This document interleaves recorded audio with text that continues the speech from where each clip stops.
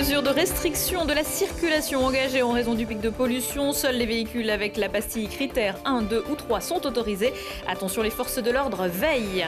La chaleur excessive fatigue les organismes. Les personnes âgées sont parmi les plus touchées. À la maison des anciens à Échirolles, tout est fait pour faire passer la pilule.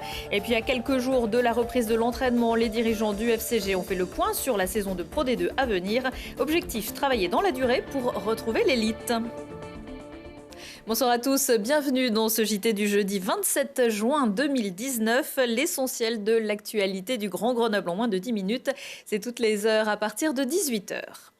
Vert, jaune, orange, tu passes. Violet ou noir, tu restes au garage. Même chose en cas d'absence de vignette critère en raison de l'alerte pollution. Nous sommes toujours en niveau 2 vigilance orange. La préfecture de l'Isère a activé ce jeudi la circulation différenciée. Les vignettes critères sont donc de sortie dans toute l'agglo, sauf certains grands axes. Toute la journée, des gendarmes et policiers ont assuré plusieurs points de contrôle en entrée de ville. À Pont-de-Clé, 28 infractions ont été relevées ce matin en 1 heure. Et au pont de Catane, où se trouvait Julie Ségala, une vingtaine, toujours en 1 heure.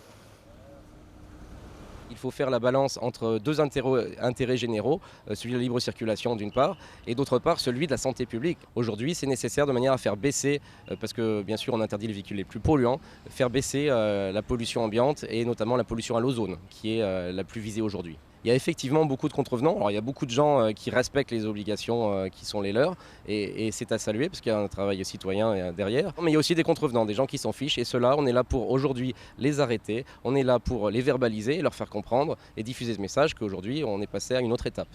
Qu'est-ce qu'ils risquent ? Ils risquent une amende de 68 € et bien sûr ils n'ont pas le droit de circuler dans l'agglomération par la suite. Et si vous n'avez pas encore votre vignette, il paraît que ça arrive. Pensez à la commander sur le site certificat-r.gouv.fr. Sinon, prenez les transports en commun. Ce sera encore gratuit vendredi sur les réseaux TAG, Transisère, Tougo et Pays Voironnais. En période de forte chaleur et de pollution, il est fortement recommandé de ne pas faire d'activités sportives à l'extérieur et de limiter les sorties pour les personnes fragiles comme les jeunes enfants et les personnes âgées. Dans les EHPAD aussi, on s'organise pour que les pensionnaires ne souffrent pas trop de la chaleur. Exemple à la Maison des Anciens à Échirolles avec Lina Badreddine. Aujourd'hui, c'est glace party à la Maison des Anciens à Échirolles. Pendant les périodes de forte chaleur, distribution de fruits frais, thé glacé et autres boissons. Pour que les résidents supportent au mieux la canicule, ils sont regroupés dans les pièces rafraîchies du bâtiment comptant 5 à 6 degrés de moins qu'à l'extérieur. Le personnel, lui, est renforcé et relève chaque jour les indicateurs prédictifs d'épisodes de chaleur.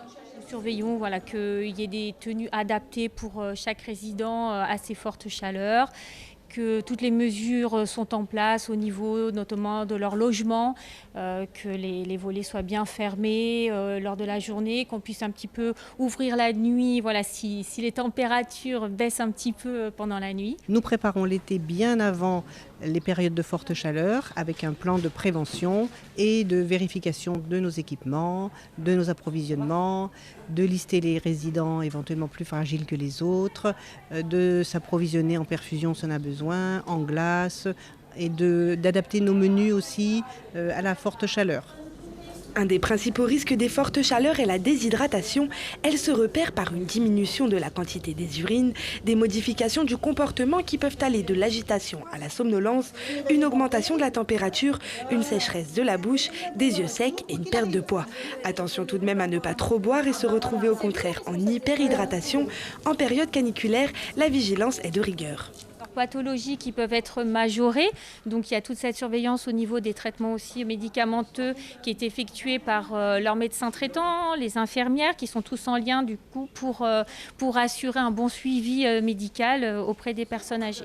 Et pour prévenir au mieux les résidents et leurs familles des risques en ces temps, des affiches de prévention sont mises en place. Et chez les plus jeunes dans les écoles, après Gières et Moiron, ce sont Tullin et Froge qui ont décidé de fermer leurs écoles vendredi et même lundi pour Froge. Ailleurs, des jeux d'eau ont pu être mis en place et des fêtes d'école ont également été annulées. L'altitude ne fait rien à l'affaire, personne et aucun endroit n'est épargné par la canicule. Pendant que le thermomètre flirte avec les 40 degrés en pleine, on a relevé 23,5 degrés au petit matin à Champs-Rousse, à 1800 mètres. Même constat sur le toit de l'Europe où se sont posés mercredi plus de 150 parapentistes, ont relevé 10 degrés. Parmi eux des Grenoblois, menés par Nicolas Plein qui réalise un documentaire « Il faut sauver les Alpes ». C'est assez rare pour pour pas dire exceptionnel, en juin. En décollant à 2000 mètres d'altitude au-dessus de Chamonix, ils ont pu voler jusqu'à 5600 mètres grâce au courant chaud. Ces scientifiques volants ont profité de leur pause au sommet du Mont Blanc pour réaliser des mesures de pollution de l'air et de l'eau.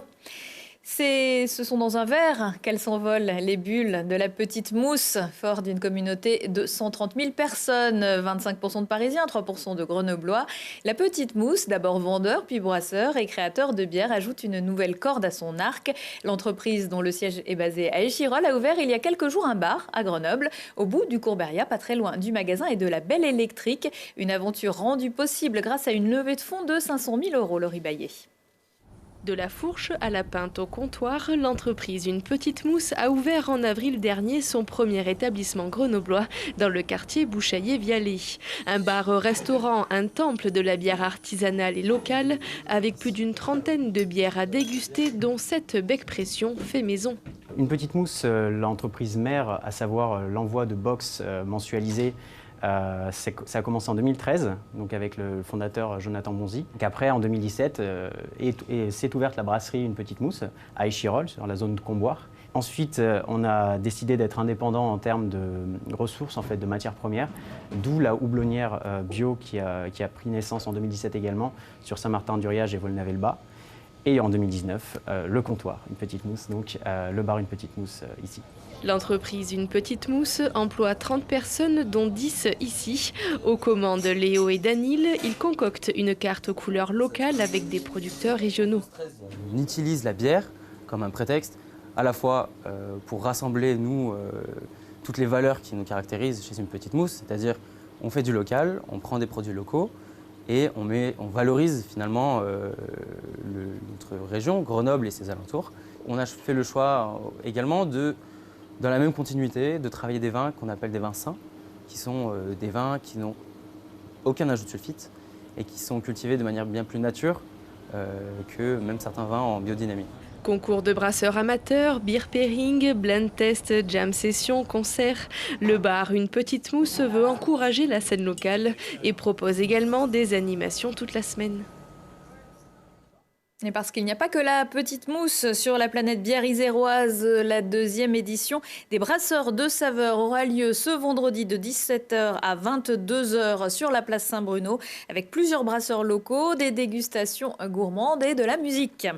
À l'école, la fin de l'année, c'est le moment de faire le bilan et de se projeter sur la rentrée suivante. C'est pareil pour la fin de saison, pour les clubs sportifs, sauf que la réunion parents-prof se transforme en conférence de presse et qu'ici, ce n'est pas le redoublement que l'on risque, mais la rétrogradation. C'est ce qui est arrivé au FCG, qui après seulement une saison en top 14, retournera en Pro D2 dans quelques semaines. L'occasion pour le président du directoire de faire quelques annonces. Objectif pas de montée immédiate, mais un travail de fond.